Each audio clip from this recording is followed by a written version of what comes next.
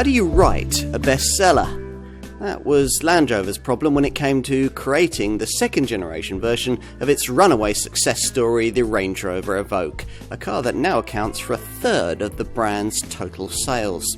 It's a fashionable yet capable proposition that has fundamentally changed the premium mid-sized SUV market. Rivals now have to contend with an evolved version that features a more efficient range of diesel and petrol engines, including electrified and mild hybrid technology. Plus, there's smarter styling, superb ride quality, extra off-road ability, and more interior space thanks to an all-new PTA platform. As a result, if you want an SUV of this kind, this one's still a pretty complete proposition. Don't be misled by the lightly evolved looks. An awful lot of work has gone in to evolve this second generation L551 series Evoque model, especially under the skin. As soon as you set off in it, there's a heftier, more solid feel than the previous car provided, and that's complemented by an altogether more absorbent quality of ride from a redesigned suspension setup with mechanicals that are derived from larger Range Rovers. The much stiffer premium transverse architecture chassis helps here, a platform which also makes possible the fitment of a fresh range of 2-litre petrol and diesel engines, plus an all-new 1.5-litre PHEV petrol-electric plug-in power plant. An entry-level D150 diesel manual front-driven variant carries over its conventional engineering from the previous model. Beyond that, though, all the mainstream units are mated to auto transmission and all-wheel drive, and they all use currently fashionable mild hybrid technology to recover braking energy for use during low-speed driving and to boost performance when you're accelerating. The engine name designates the horsepower, with buyers choosing between P200, P250 and P300 petrol units, or more likely one of the diesels, a mild hybrid version of the D150 plus D180 and D240 versions of the same unit. All the engines are slightly hobbled by this Evoque's relatively heavy weight. Upper spec versions can weigh in at close to a couple of tons, which is a lot for a small SUV. But in some ways, the solid structure's hefty feel rather fits with this Evoque's evolved maturity into more of a fully fledged Range Rover product. It doesn't help running cost efficiency, of course. The D240 variant we're trying here has returns typical of the diesel lineup, up to 40.4 mpg on the WLTP combined cycle and up to 163 grams per kilometre of NEDC rated CO2. Rivals do better, but predictably none of those competitors can hold a candle to this Evoque's prowess on the rough stuff. You'll damage any one of them if you attempt to get anywhere near what this little Range Rover can do off-piste.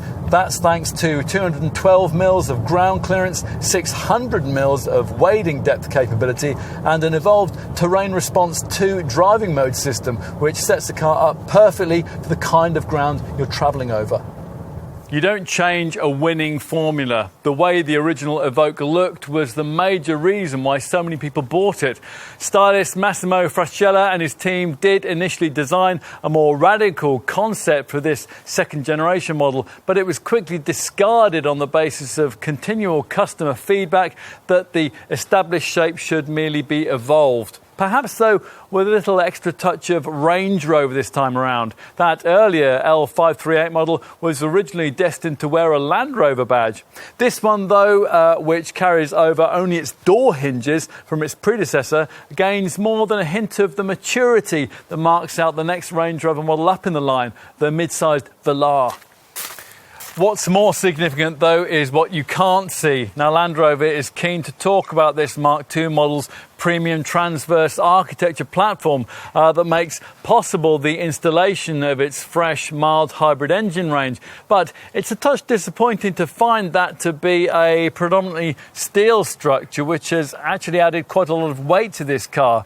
Size, of course, is important. 70% of likely Evoque buyers are urban-based, and they were clear that they didn't want the previous model's 4.37 metre length to grow, so Land Rover had to satisfy them while at the same time addressing the most frequently criticised issue with that old car, that of cramped interior space.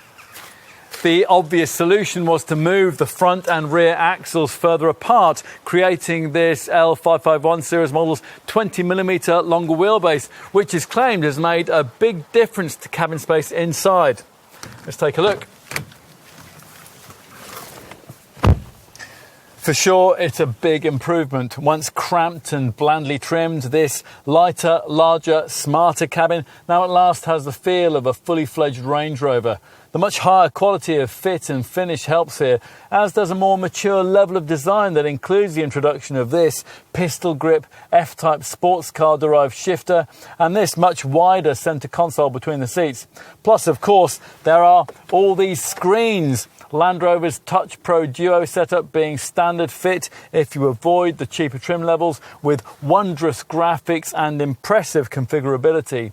The Solihull brands finally got around to including Apple CarPlay and Android Auto smartphone mirroring too, and where these monitors feature, they're complemented by an equally customisable 12.3-inch interactive driver display, replacing the usual instrument binnacle dials. Finding an ideal driving position is easy, and that's helped by the fact that you sit really quite commandingly by class standards. And there are lovely optional touches like this clever ClearSight virtual rearview mirror. Time to take a seat in the rear. Of course, it is what it is. No matter how much you extend the length between the axles of a car like this, there's only so much legroom that you're going to be able to create. And the Evoque's cause here isn't helped by the lack of the kind of slide and recline function for this rear bench that you'd get in a rival Audi Q3 or a BMW X1 model, and also on much smaller SUVs actually. Still, this Land Rover now makes better use of the room it has. It's now easier to slide your feet under the front chairs, and there's 20 millimetres more knee room, and that's helped by these scalloped out seat backs. The luggage area, once it's revealed, is 10% larger than before. Land Rover quotes a figure of 591 litres. That is misleading because instead of being based around the usual floor to parcel shelf measurement, that references floor to ceiling dimensions. So it's probably more relevant to tell you that golf clubs now fit in sideways, as will a couple of suitcases stored lengthwise alongside each other. Ultimately, what we have here is a welcome step forward in Evoque development. It'll please those who like the original, but it might also charm folk who didn't. Whichever camp you're in, if you need to match style with substance in a small SUV of this sort, it's hard to think of a better place to start your search.